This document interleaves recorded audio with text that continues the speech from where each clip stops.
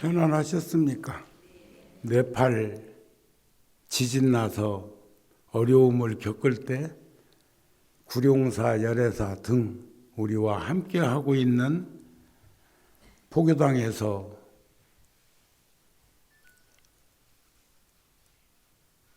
결코 적지 않은 금액입니다. 10,000명이 10,000원씩 모아야 1억이라는 돈인데 그런 돈을 전략해서 모아놨던 걸 네팔에 복구에 전했었지요. 그리고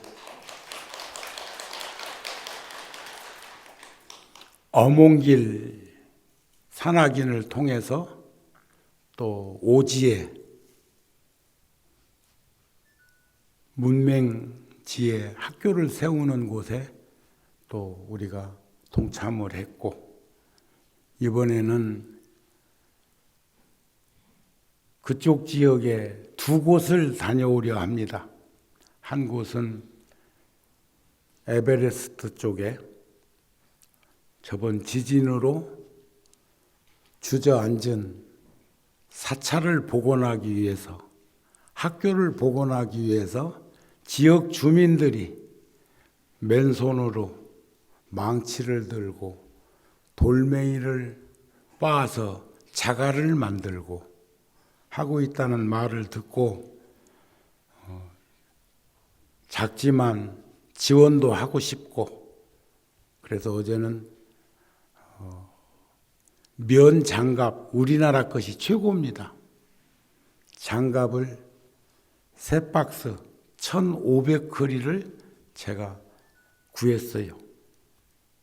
그 앞면에다는 홀크 빨간색도 있고 뭐 다양한 색깔은 있지만은 고무로 이렇게 코팅한 그 장갑은 조금 더 오래 안 갈까? 그래서 그걸 짊어지고 댕겨 오려고 합니다. 또 그 어렵고 힘든 상황 속에서도 실향민으로 살고 있는 티벳인들이 네팔에서 구룡사에서 참 알게 모르게 한 35년 동안 제가 청년 때 맺은 그 인연을 지속적으로 도움을 주었는데, 이젠 그 사찰이 5살, 10살 먹었던 그 사미들이 벌써 30대, 40대가 되어서 어른 스님이 되어가지고 그 사찰을 이끌어가고 그 지역에 이바지하는데 지금 초등학교를 다 지었다고 합니다. 이번에 와서는 꼭 내 방도 만들어 놨으니까 그 방에서 하룻밤만이라도 쉬었다 가면 좋겠다고 하는, 물론 뭐 절에 가면 어느 절에 간들 저한테 뭐 부엌에다 방 주겠어, 그렇지는 않겠지만 그래도 이 방은 정우 스님 방이다 이렇게 정해놓고 지었다고 하니까 그것도 가슴이 벅찰 일이요. 잘 다녀오겠습니다. 우리들이 부처님의 제자인 불자가 되는 것은 안안팍으로 몸과 마음이 내적으로나 외적으로나 꼭 다짐하고 지켜야 되는 게 있죠. 물론 그 중에 첫 번째가 신심이겠지. 그리고 발심원 자들이 원력을 세워서 진지한 삶을 살아가는 걸 어쩌면 우리는 수행이라고 하지 않을까. 그리고 우리는 끊임없이 반복해서 다짐하면서 우리는 회양을 잘 하려고 해야 합니다. 삶을 성취한 사람은 회양하기가 쉽습니다. 삶을 이룩한 사람은 회양할 수 있습니다. 그러나 물질적인 것을 소유한 사람은 절대 나누거나 돌려줄 수 없습니다. 우리 공수래 공수거라고 그러잖아요. 빈손으로 왔다가 빈손으로 간다 소리는 잘하는데 우리 육체적으로 태중에서 어머니 몸 빌려서 세상에 올 적에 옷 입고 온 이는 없지요? 있어? 목걸이 차고 온 이 있어? 반지 끼고 온 이 있어? 귀걸이 하고 온 이 있어? 안경 쓰고 온 이 있어? 자, 우리 참 어찌 보면 순수한 상태로 세상에 와서 살아가는 동안에 수없이 많은 일들을 하고 있습니다.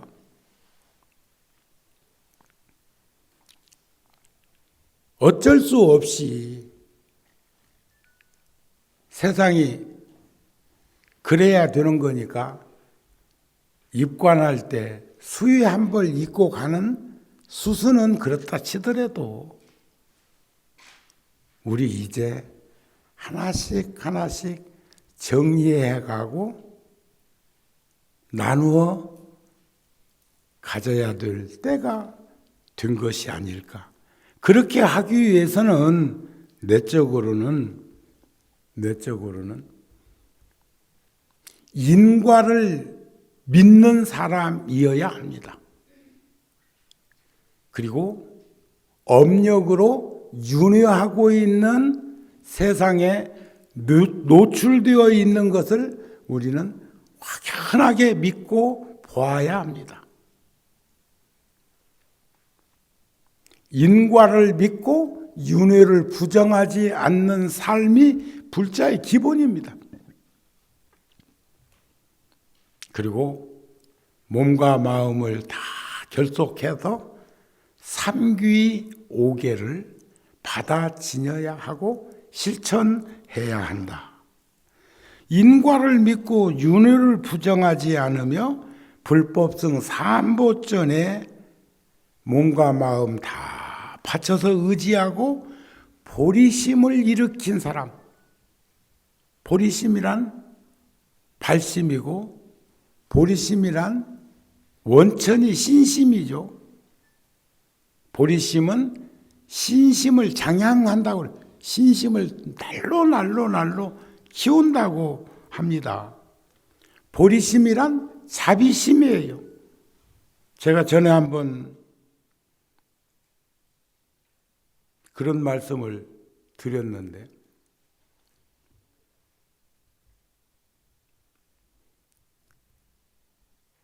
갓 오브 이집트라는 영화 속에서 우리나라 번역본을 보니까 제물로 빈부귀천으로 세상을 정해서 마지막 떠날 때 가는 것이 아니라 한차 앞으로는 이러한 삶을 살아가는 사람들이 이렇게 더불어 어울려서 사는 사람들이 좋은 세상에 가서 태어나고 복받는 인생을 살 것이라고 하는 왕이 된 신이 인간들에게 해주는 말이 뭐였어요? 선행과 착하게 사는 거죠. 그 다음에 연민심과 그리고 너그러움으로 함께 할 때 그가 좋은 세상에 착하게 살면 천당 가고 올바르게 살면 극락 간다. 누구 말씀? 참 여러분들은 그래도 참 대단히 그 합리적이고 상식적이고 그리고 정우 스님을 지금 다른 데 같으면 정우 스님 이럴 거예요. 그 누구 말씀 하면 정우 스님 말씀 그랬을 거예요. 서로 내가 전해드리는 말씀 모두는 나를 걸러서 나와도 부처님 말씀이어야 합니다. 그런 거 아닌가요? 부처님 말씀이에요. 부처님이 말씀하시기를 착하게 살면 천당 가고 올바르게 살아야 극락 간다 그랬단 말이에요.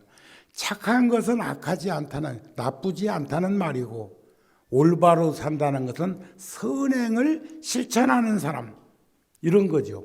그런데 제가 저번 달에 대만의 소령 스님들 한 15명쯤 하고 함께 순례를 갔었는데 우연히 저녁 시간에 텔레비전이 방에 있어서 리모컨을 척척척 돌리다 보니까 그래도 그쪽도 한문으로 자막이 뜨기 때문에 웬만한 것은 느끼고 이해가 될 수 있지요. 전혀 못 알아듣는 것보다는.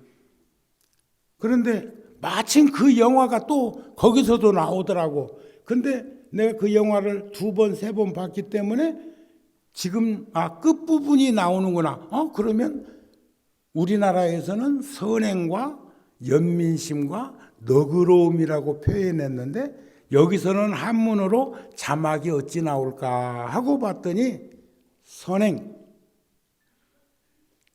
자비, 자비심, 포용 이렇게 자막이 나오더라고요. 자, 여기서 제가 출가한 지가 50년이 넘었고 전생에도 정우 스님은 스님이었고 다음 생에도 정우 스님은 스님으로 살아갈 거라고 하는 정우 스님도 거기서 또 새롭게 정립되는 게 있었어요. 그러면 왜 우리나라에서는 연민심이라고 그랬는데 중국에서는 자비심이라고 했을까? 우리가 불교에서 보면 사무량심이 뭐죠? 사무량심. 자비시사. 대자, 대비, 대의, 대사. 사무량심이라고. 무량심. 무량심. 그러니까 연민심은 대비심이에요. 자비심은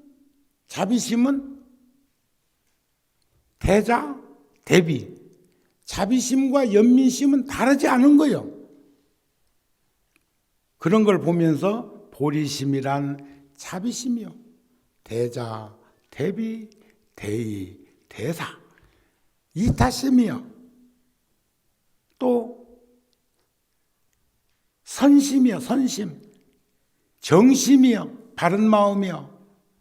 그러나 불법성 삼보에 귀할 것을 서약하는 불교 의식에 공식적으로 참가하는 것만이 삼보전에 귀한다는 의미는 아니지만 우리가 스님들이 자기 머리 자기가 못 깎는단 말 하거든요. 스님이 지 머리 깎냐고 그래. 근데 그것은 변형된 말이에요. 변형된 말. 누가 머리 올린다고 기생되냐? 이런 말과 같은 말이에요. 자발적으로 스스로 머리를 깎았다고 해서 그 사람이 스님이라는 거 아니에요. 스님이 될 수 있는 삼귀 10개, 250, 비국에 등등 48 보살, 경계 이런 것을 받아서 지니고 실천하겠다고 다짐하고 서원했을 때 스님이라고 표현하는 거예요. 여기에 지금 꽃 문양이 있다고 해서 이게 꽃은 아니요. 여기다가 백금을 색을 칠했다고 해서 이 전체가 금은 아니요. 최소한 금이라고 하면 99.99%의 순도를 지니고 있을 때 우리는 금이라고 표현을 하면서도 0.01%는 이물질이 들어있다는 것을 내보이는 것이 금의 순수성이죠. 그런 것들도 우리가 살펴볼 수는 있어야 돼. 그러니까 자기 스스로 자기 머리를 깎았다고 해서 스님이 될 수는 없지만 스님이 자기 머리 다 깎는다?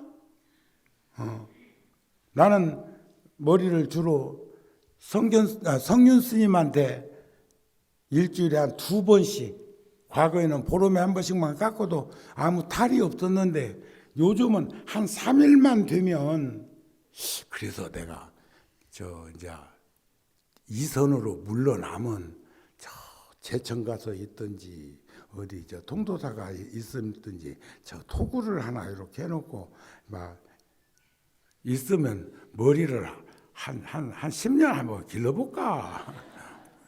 그전에 일타 스님은 80년대에 일타 스님은 머리가 허리까지 내려오게 길러본 적도 있었어. 일타 스님은.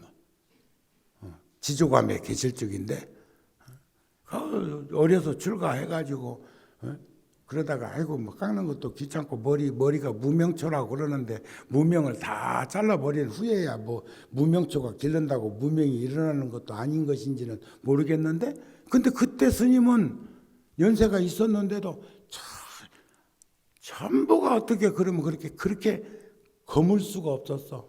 근데 정우 스님은 머리에 서리가 이렇게 내려가지고 뭐 굉장히 시다 보살님하고 나하고 비슷하겠네. 근데 이뻐.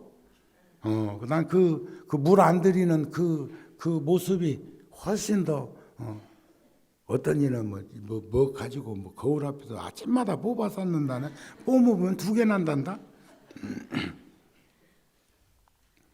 그러니까 머리를 깎니 못 깎니 하는 것은 의미는 뜻은 거기에 있는 것이 아니라는 것도 볼 수 있어야 됩니다.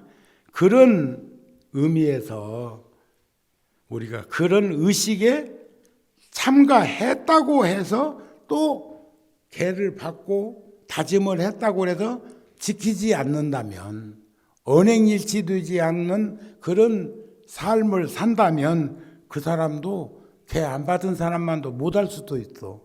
그래도 개 받을 때는 꼭 그런 말 하죠. 앉아서 받고 서서 파해도 개는 받아야 된다. 아무리 속이 거북해도 음식을 먹으면 다 토할 수는 없대요. 그래도 일정 부분은 남아 있어서. 그 전에 어렸을 적에 말이에요. 어렸을 적에 그 몸이 허해서 익모초, 육모초라고도 하고 익모초라고도 하는데 어른들은 그걸 아셔요.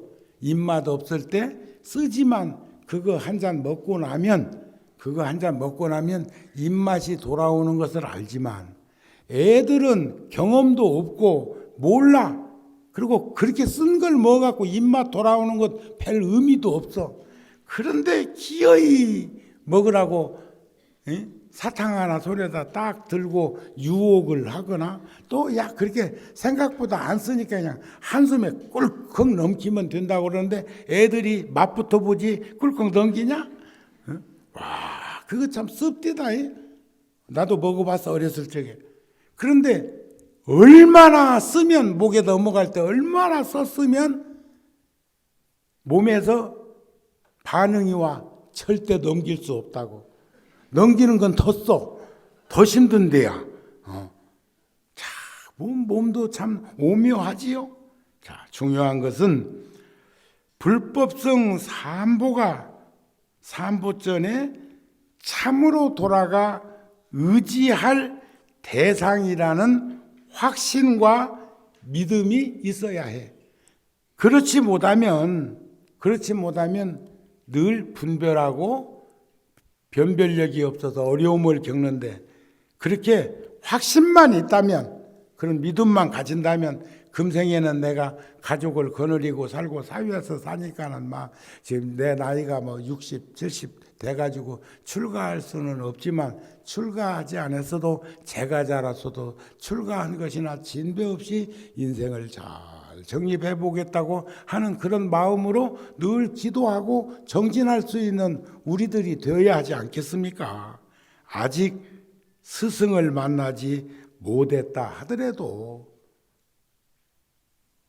불자가 될 수 있는 길은 부처님 말씀대로 살아가는 생각, 부처님 말씀이 아니면 생각하지 아니하고 부처님 말씀이 아니하면 말하지 아니하고 부처님 말씀이 아니하면 행동하지 않는다고 하는 그러한 삶은 그렇게 어려운 것이 아니다. 그래서 우리는 그 믿음이라는 신심이 얼마나 소중하고 간절한 삶의 현장에 우리들에게 자양분이 되는 것인가에 대해서는 늘 우리 통찰력 있게 지혜롭게 살펴볼 수 있었으면 좋겠습니다. 그래서 믿음은 보시가 되어 나타나고 마음에 인색함이 없게 하는, 믿음은 능히 기쁨을 낳게 하고, 여러분들 기쁘고 즐거우면 참 좋아요. 그러시죠? 참 좋아. 부처님의 가르침에 들어가게 하며, 무엇이? 믿음이 있으면 그 믿는 그 마음, 신심이라는 것은 우리에게 보시가 되어서 나타나게 해. 나눔을 가지려고 하고 어렵고 힘든 이들을 살펴보는 그러한 자애로움이 생긴다는 거예요. 그리고 믿음을 가지면 마음에 인색함이 없어. 인색함을 없게 해. 인색한 것도 문제지만 옹색한 것도 문제요.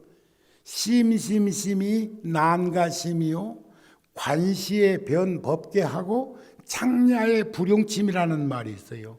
마음이라는 마음은 참 다 마음 가지고 있는데 그 마음을 한결같이 드러내고 지니고 살기가 쉽지 않은 것 같습니다. 그러나 그 어렵다고 하지만 그 마음을 넓게 관하면 우주를 다 품에 안아도 마음속에 우주는 한 점이요 한 티끌에 지나지 않을 만큼 광대무변한 것이 마음이요. 창야의 불용침이라 그 마음에다가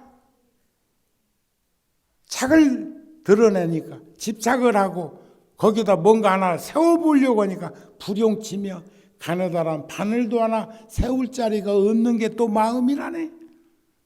그래서 저번 법회에서 내가 그런 말씀 드렸잖아요. 그 마음에 대해서 대승이라는 것을 마음이라고도 표현해, 기실론에서는 대승이라고 했지만은 그것을 화엄에서는 마음으로 말한단 말이에요. 있다고 할까? 아니, 한결같은 목숨이 텅 비어 있고, 없다고 할까? 아니, 만물이 다 여기로부터 나오네. 그것은 광활한 것이다. 대허공과 같이 사가 없는 것이다. 그것은 평등한 것이다. 큰 바다와 같이 지극히 공평한 것이다. 그것을 일컬러 돌이 아닌 지극한 돌이라 하며 그것을 일컬러 긍정 아닌 대긍정이라 하는 것이다. 대승, 그것을 목격한 대장부가 아니고서야 누가 언서를 넘어선 대승을 논하고 사리가 끊긴 대승의 깊은 믿음을 일으키게 할 수 있으랴. 내거 안 아까운 사람이 어디 있어요? 그 소유한 자들의 형태야. 그러나 우리는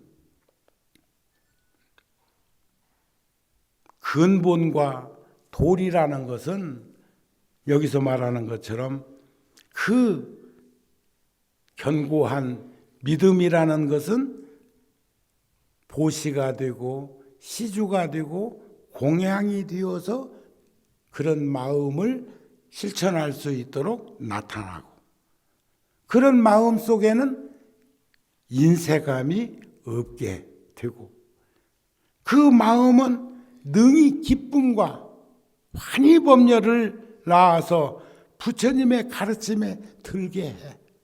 저는 얼마 전에 자료실에 가고 우리 구룡사에서 백고자 할 때 매일 스님들이 100일간 이곳에 오시고 함께 기도하고 청법하고 백팔대참하고 할 때의 그 풍광이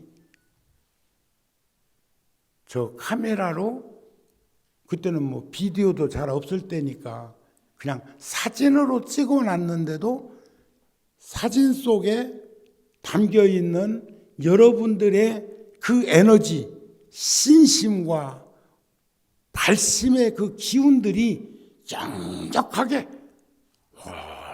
사진으로 봐도 힘이 보입니다. 늘 말씀드리지만 누워있는 것보다는 휠체어라도 타고 바깥 세상을 보세요. 휠체어 타고 있을 때보다는 지팡이라도 짚고 나설 수 있을 때 길을 나서세요. 걸을 수 있다면 걸읍시다. 그것은 우리가 생로병사의 과정 속에서 모두는 다 겪어야 되는 일들이지만 그래도 우리가 그런 부분에 대해서 함께 공유할 수 있는 그런 마음들을 가졌으면 좋겠습니다. 그 믿음은 능히 지혜의 공덕을 증장시켜. 믿음이 있으면 지혜, 공덕은 뭐예요? 복덕과 지혜가 합성된 것을 공덕이라고 그래요.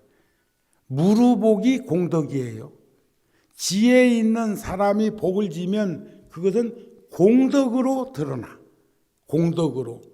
그런데 그 공덕은 조건이 없어. 무조건 하는 게 아니고 조건이 없어. 세 가지가 드러내지 않는 거죠. 주었다는 생각, 준다는 생각, 받을 거라는 생각, 이런 것 없이 한다는 거예요. 밑 빠진 독에 물 붓는 것은 헛수고라고 그러지만 지혜 있는 자는 거기다 콩나물 콩 넣어놓고 물 붓는다. 믿음은 능히 열애지에 반드시 이르게 해. 열애지란 부처님 세상이죠. 그래서 보리심을 일으키고 나서 해야 할 5가지 일이 있다고 그럽니다. 5가지. 첫째, 모든 벗을 가까이 해라. 인연 있는 이들을 가까이 해라. 이게 편승해가지고 그러지 말고 힘들고 어려울 때 함께 할 수 있는 이들이 일생에 단 한 명이라도 있다면 그런 복된 인생을 사는 것이 아니냐고 반문하는 사람도 있다고 그러는데 우리들 주변에 좋을 때나 싫을 때나 어려울 때나 기쁠 때나 슬플 때나 그래서 그런 시도 있잖아요. 그대 집 술 있거든 날 부르소서. 내 집 꽃 피거든 그대 또한 청하오리. 여기서 술이라고 하는 것과 꽃이라고 하는 그 개념을 꼭 술과 꽃으로만 보지 말고 기쁨과 즐거움, 행복함과 이런 것들을 포괄적으로 얘기한 시가 아닐까 싶어요. 그대 집 술 있거든. 옛날에는 술을 빚어서 이렇게 안 먹습니까? 술 있거든 날 부르소서. 내 집 꽃 피거든 춘삼월에 그대 또한 나도 청하겠습니다. 일에 100년 세월 술과 꽃 사이 슬픔과 기쁨 함께 공유되어는 세상에 오면서 가면서 살아가는 신선도를 떠올리게 하는 글이 아닐까 싶습니다.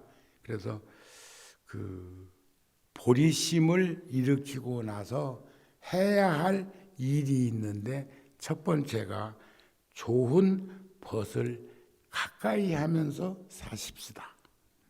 두 번째는 썩내는 마음을 끊읍시다. 분노심, 화를 내는 연유는 2가지예요.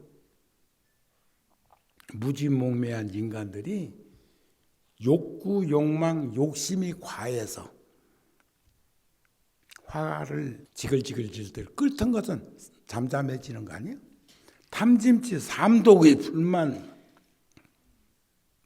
끄면 재색식명수 용락의 그 죽은 끓지 않는다는 거죠. 또 어리석어서 화를 잘 내게 돼 있어. 세 번째는 스승의 가르침을 따르라. 우리 옛날에 복 있는 이는 지혜도 있거든요. 복 있는 이는 가난한 시절에 자다가도 떡을 얻어 먹는다 그랬어. 참 우리 참 속담은 재밌는 말이 많아. 복 있는 놈은 자다가도 떡을 얻어 먹는다. 자면 절대 안 좋다니까. 게을르다는 거죠. 스승의 가르침을 따르라. 네 번째는 연민의 정을 일으켜라. 연민심.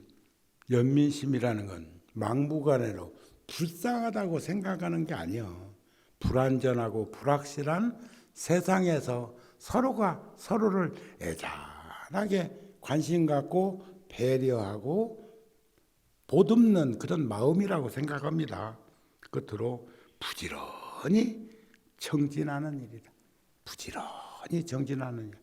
끝으로 하니까는 그만 끝내라고 무릎 꿇래? 아니, 지금 여기 우바이 개경에 나오는 이 5가지 중에 4번째까지는 이 얘기를 했으니까 끝으로 옮겨서 5번째 그 말이요.